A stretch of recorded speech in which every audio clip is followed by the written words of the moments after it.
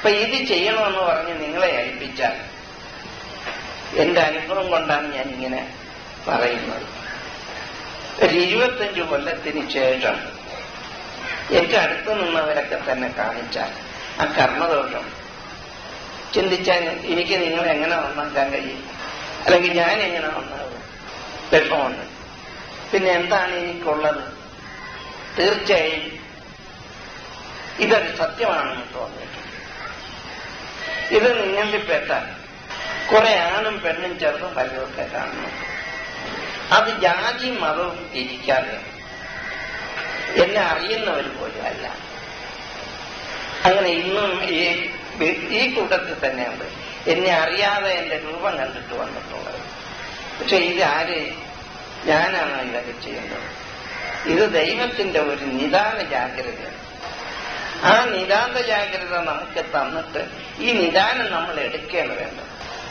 ഈ വലിയ ഒരു അവസരം നിങ്ങൾ തള്ളിക്കളഞ്ഞിട്ട് എന്ത് ചെയ്യാൻ കഴിയുമെന്ന് എനിക്കറിയാൻ പറ്റില്ല.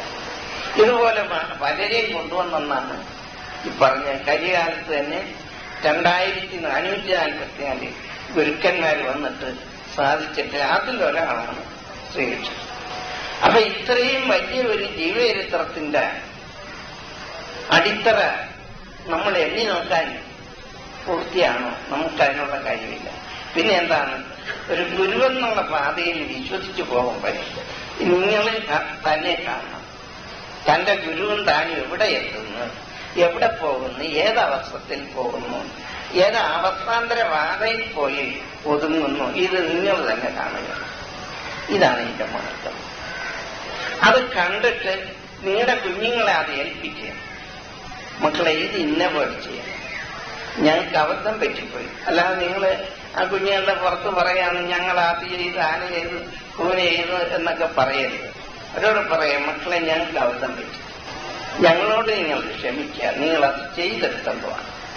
അതിൽ കുറെ വന്നും കണ്ടോ അറിഞ്ഞും നിങ്ങൾ ആ മക്കളെ ദൃഢപ്പെടുത്തിയെടുക്കുക.